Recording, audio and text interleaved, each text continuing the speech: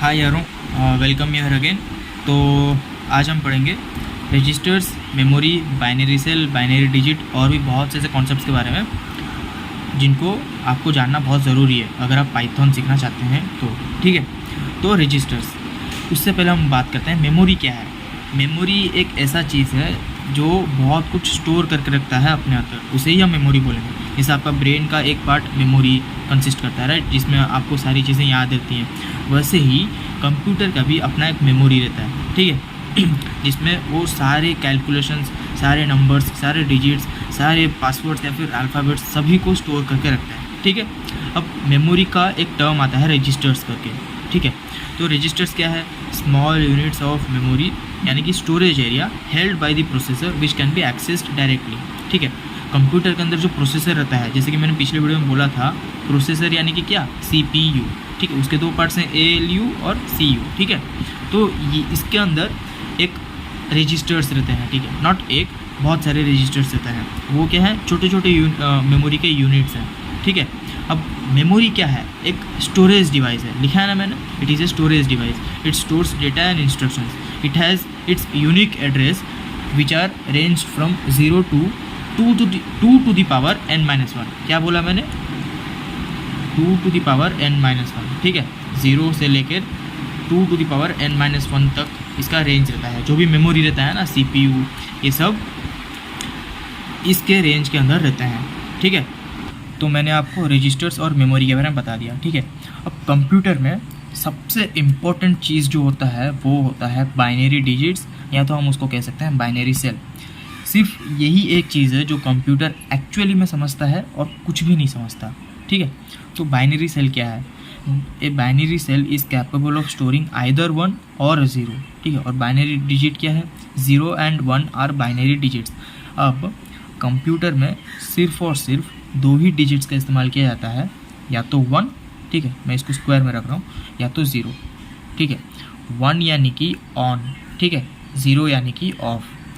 Computer सिर्फ यही दो भाषा समझता है, या तो ऑन या तो ऑफ। ठीक है, इसके अलावा कंप्यूटर और कुछ भी नहीं समझता। कंप्यूटर के अंदर जो मेमोरी रहता है उसके अंदर भी जो भी स्टोर होते हैं वो या तो 0 या तो 1 के फॉर्म में ही स्टोर होते हैं। 0 का मतलब क्या? ऑफ। 1 का मतलब क्या? ऑन। ठीक है, इनको हम बाइनरी डिजिट्स बोलते हैं, या तो शॉर्ट में हम इनको बिट्स बोलते हैं। ठीक है, अब एक group of 8 bits is called a bite. समझ में आया? बिट्स यानी कि क्या? या तो 0 या तो 1, राइट। तो अगर 8 बिट्स को हम कंसिडर करें, अब वो 8 बिट्स कैसे भी हो सकते हैं, जैसे मैंने यहाँ पे एग्जांपल दिया 1 0 1 0 0 0 1, या फिर कुछ भी 0 0 0 1 1 0 1, कुछ भी ऐसे 8। ठीक है, 8 तो डिजिट बनेंगे तो उसको हम बोलेंगे 1 बाइट। समझ में आया? अब बाइट जो है वो सबसे स्मॉलेस्ट यूनिट है मेमोरी का। ठीक है, तो 1 byte is equal to 8 bits. ठीक है, अब आपने सुना होगा मैथमेटिक्स में ग्राम्स, केजी, ये सब क्या है? देख, 1 kg का मतलब क्या होता है? 1000 ग्राम्स। ठीक है, तो आप यहाँ पे 1 किलोबाइट का मतलब 1000 बाइट्स मत समझ लेना, ये ज़रा सा गलत है कंप्यूटर साइंस के लैंग्वेज में। ठीक है, क्योंकि इसमें जो मेमोरी मेज़र किया जाता है ना, वो 2 to the power n के टर्म्स में मेज़र किया जाता है। ये बहुत ही इंपॉर्टेंट टर्म है अगर आपको पाइथन सीखना है या कंप्यूटर साइंस में आपको आगे बढ़ना है। ठीक है, तो 2 to the power n is equals to जो 1000 मैंने लिखा, ये पर्टिकुलर स्टेटमेंट पॉसिबल ही नहीं है मैथमेटिक्स के हिसाब से। ठीक है, आप कुछ भी कर लो, 2 to the power 10 भी लिखोगे तो उसका वैल्यू आता है 1024। समझ में आया? तो 2 का ऐसा कोई भी पावर नहीं है जिसका वैल्यू 1000 में आता हो, इसलिए ये इम्पॉसिबल है कंप्यूटर साइंस के लैंग्वेज में। ठीक है, तो 1 किलोबाइट यानी कि कितना हुआ? 1024 बाइट्स। समझ में आया? ये बहुत ही इंपॉर्टेंट कॉन्सेप्ट है जिसको आप प्लीज़ ध्यान में रखना।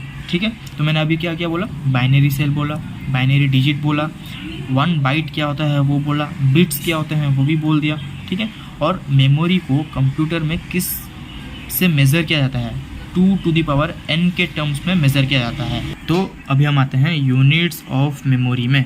ठीक है, अभी आपने पक्का सुना होगा 1 KB, 1 MB, 1 GB। GB के बाद से आपने शायद ही सुना हो। ठीक है, 1 TB रहता है, TB के बाद PB रहता है, फिर EB रहता है, फिर ZB, या फिर इसको ZB भी बोल सकते हो। समझे? तो अब देखो 1 KB यानी कि जैसे मैंने बोला 2^10 बाइट्स, ठीक है, वो क्या हो जाएगा 1024 बाइट्स, समझ में आया। 1 MB यानी कि क्या 2^10 किलो बाइट्स, ठीक है, that is equal to 2^n into 2^n bytes, समझ में आया। तो टोटल क्या हो गया 2^20 बाइट्स।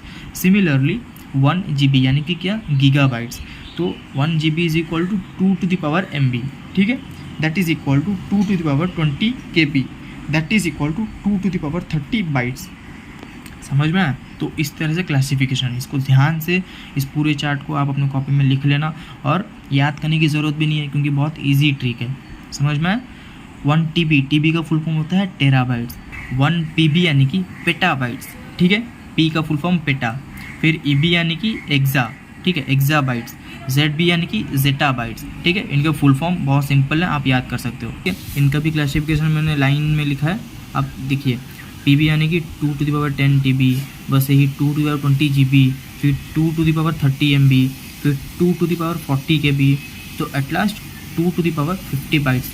अब ये सभी का जो यूनिट्स ऑफ मेमोरी है, इन सबको याद रखने का मैंने एक अच्छा ट्रिक ढूंढा है आपको बताने के लिए। तो देखिए 1 KB यानी कि 2^10 बाइट्स, 1 MB यानी कि 2^20 बाइट्स, फिर वैसे ही GB यानी कि 2^30 बाइट्स। तो जैसे जैसे आप नीचे नीचे जाएंगे वैसे वैसे इनका पावर 10 से प्लस होता जा रहा है, राइट। देखिए 2^10, फिर 2^20, 2^30, 2^40, 2^50, 2^60 और 2^70 बाइट्स किसका 1 ज़ेटाबाइट का, ठीक है। तो यारों आज के लिए बस इतना ही।